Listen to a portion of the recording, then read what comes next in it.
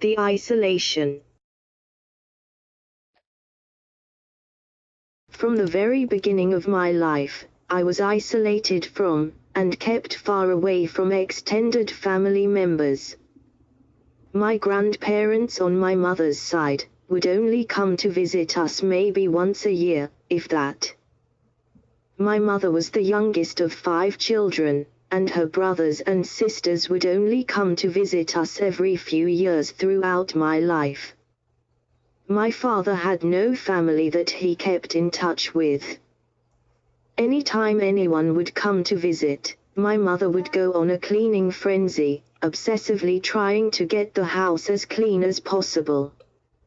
She insisted that my younger sister and I clean our rooms. Then she would start cooking, which she hardly ever did, unless my dad was going to eat with us. I always found this to be strange. Not that our house was that dirty to begin with, but she wanted everything spotless. It was as if she wanted to make it look like she was constantly cleaning all the time, and she was such a good mother and wife. Then, when the family or company would finally arrive, her personality totally changed. She would act so happy, friendly, and loving, and everyone would laugh and have a good time. It actually felt like a good family moment. Then when everyone would leave, she would go back to her real self again. At the time I was confused. I didn't understand this behavior. I was also not allowed to associate with anyone who didn't attend our church. The religion, or cult, that I was raised in, did not allow us to celebrate birthdays, holidays, or attend any normal social functions where, quote, worldly people or outsiders would be present.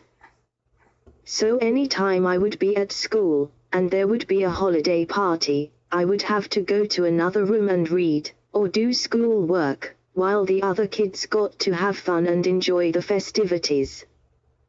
Or at other times, my mother would come and pick me up and take me home, separating me from the children who were having fun at the party. This was very hard for me to handle, and also hurt very much. I wanted to have fun at the party so badly with the other children, and even though I knew it was against the religion to participate in the festivities, I still didn't think it was fair. If I had been able to make a friend at school, they would eventually invite me to a get-together at their home, like a birthday party or slumber party, but I always had to explain that I was not allowed. This made me an outcast, and no one wanted to hang out with me. I felt so lonely and left out.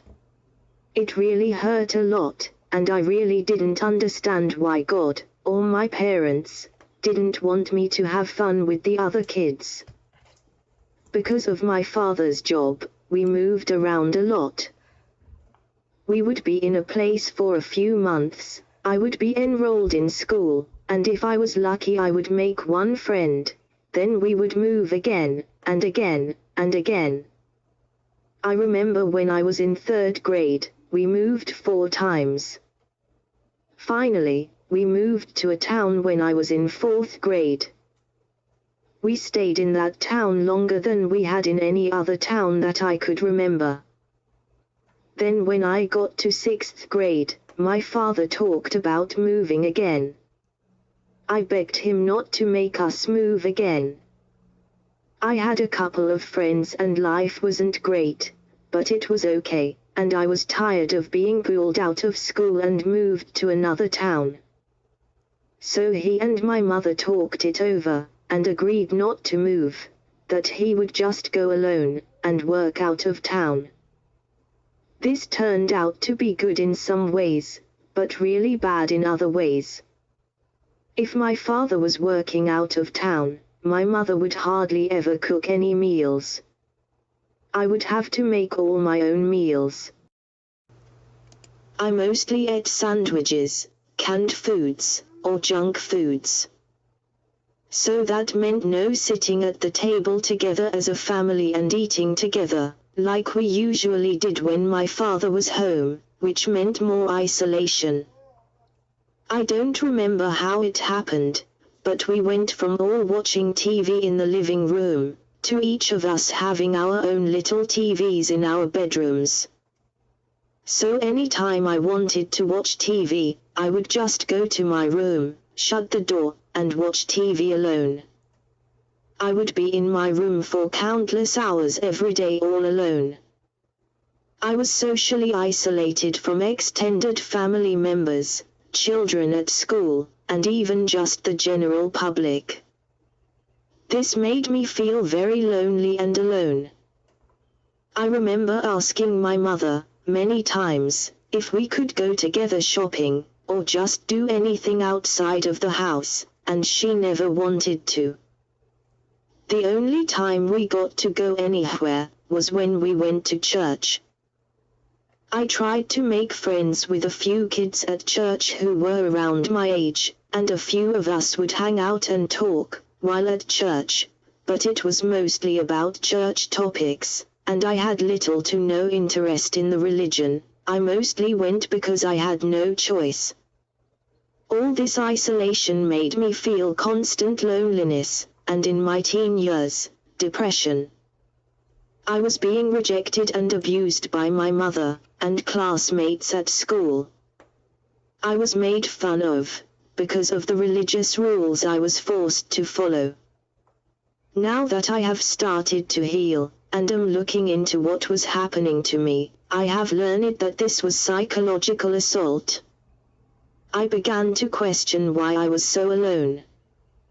As a young girl, I thought that it was me, it was my fault. Nobody liked me because I wore glasses and was stupid. I would actually look at myself in the mirror and say to myself, "You're so stupid and ugly." Later, when I was in junior high school, I wrote a letter to my best friend at the time. In the letter, I expressed that I wanted to kill myself because of the things that I was going through at home. She gave the letter to the school counselor. What did the counselor do? She called my mother and talked to her all about it.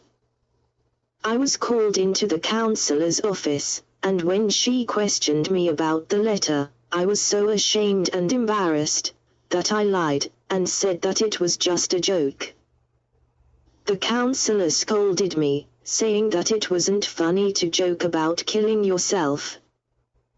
Then later that day, when I got home, my mother was furious and scolded me for writing such a thing and embarrassing her. All of this isolation changed me as a person. I believe because of it, I am antisocial. I find it hard to trust anyone, and I often feel that people are out to get me. I am unable to make any real friends, and I don't like jobs where I have to deal with a lot of people. Recovery. I don't know if I will ever fully recover from this experience, but I feel that I am now in a better place than I have ever been. I have tried to go no contact with the narcs as much as possible.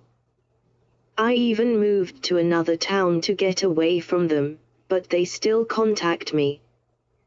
My mother is always texting me with irritating little texts, full of little smiley faces, trying to act like she cares. I know it's totally fake. Most of the time I just ignore them. I just try to focus on my immediate family and do the best I can, as a wife and a mother. It's a daily task to try and function without being triggered by something, but I refuse to give up. I will heal from this, I will go from narc to light.